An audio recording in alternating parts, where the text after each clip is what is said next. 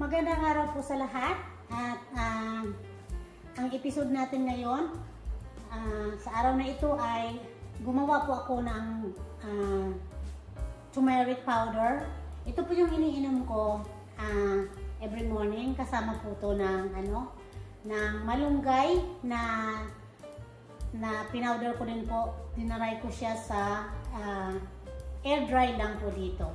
Pero ito po, bumili po ako ng talaga siya, ng turmeric root. Yung ugat po talaga para siyang luya. Yan, ang binili ko siya sa tindahan, Asian store po. Tapos, hinugasan ko na mabuti, hiniwa-hiwa ng manipis. Tapos, dinaray ko po siya sa air fryer po. Hydration ang tawag doon. So, mayroon pa akong air fryer dito na ginagamit sa pag-dry ng luya man o turmeric man. So, any kind po na gusto mong i-dry, mayroon po ako dito. Hindi siya kalakihan pero at least nagagamit ko po. So, yan po yung episode natin ngayon. Pagkatapos po dito, titingnan po natin kung ano na naman po magagawa natin. So, ito po, panoorin natin ito. Ito po, pagkatapos po ng hydrate na siya, yung turmeric po na fresh, binilend ko po siya kasi wala naman po ako ginagamit na pang powder. Blender lang po. Itong blender na ito na ginagamit ko ay super strong, high power. So, ito, na siya. Ang turmeric po ay hinahaluan ko po yan ng, pag gumawa po ako ng powder, may halo po itong black pepper. Kasi, yan po talaga ang requirements para mag-work ang turmeric. Hahaluan po natin ng black pepper. Yan, natin. Hindi ko na po pinakita sa inyo yung yung pag-dry ko nito at pag-blender. Kasi maingay po.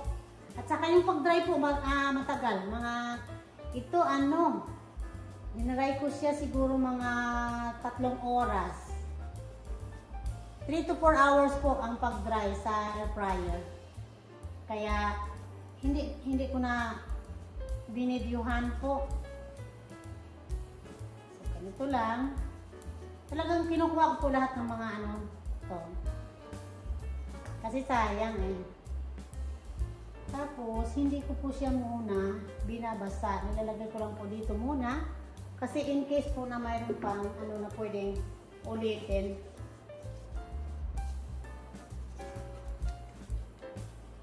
Matigas po kasi sa ilalim niya. Kaya kailangan siyang anuhin.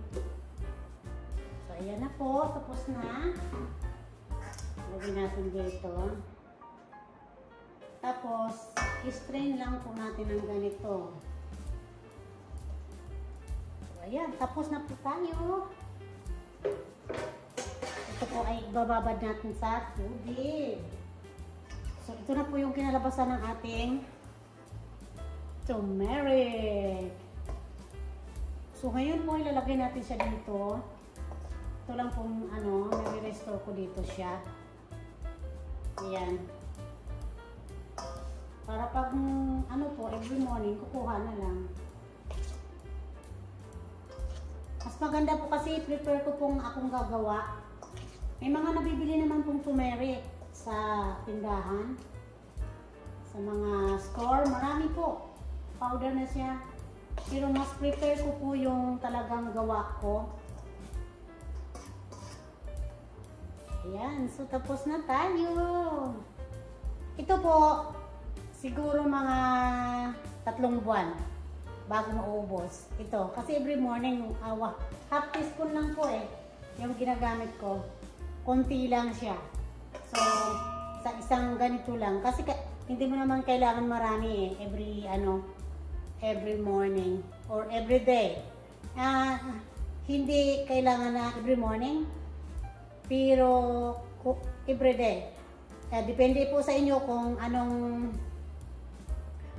oras kayo iinom. Basta, ang turmeric po is maraming benefit sa katawan natin, sa mga joint natin, sa mga inflammation, sakit-sakit po ng mga ano natin, kasu-kasuan ba ang tawag doon, o yung mga joint natin. Maganda po ito sa ating, maganda din po sa throat natin. Ito siya.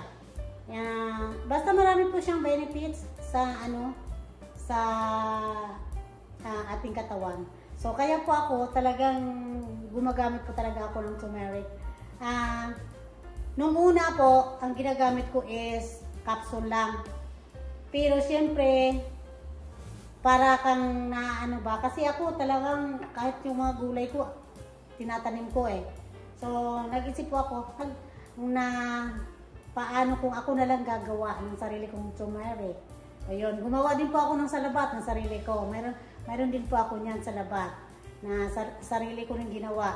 Bumili ako ng maraming luya, tapos in-slice ko din, hinugasan ng mabuti, in-slice, tapos dinray ko po sa air fryer.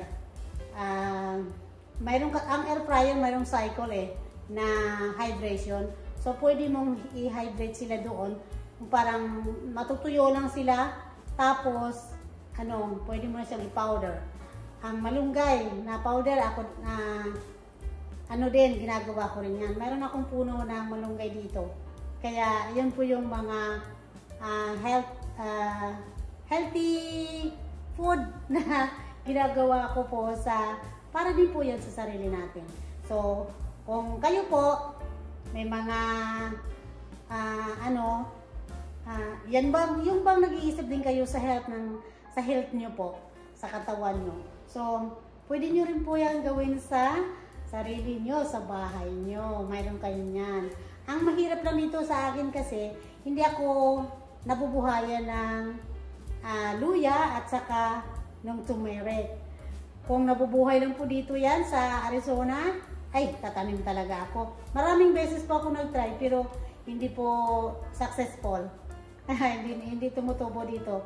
Nakabuhay ako ng sibuyas at saka ng garlic. Ngayon nga po, mayroon akong tanim na garlic. Mga ganito na sila kataas. So, yun po nabubuhay dito. Pero ito, hindi po ako lucky sa turmeric at saka sa luya. Namamatay po sila agad. Pagdating ng mga May, June, namamatay na po sila sa sobrang init. At saka sa lamig. Pag ganito po na malamig, hindi rin pwede, hindi rin siya tumutubo. So talaga sigurong tropical plant talaga siya na hindi, Ayan po, maraming salamat sa panonood. Sana nakapulot po kayo ng aral dito.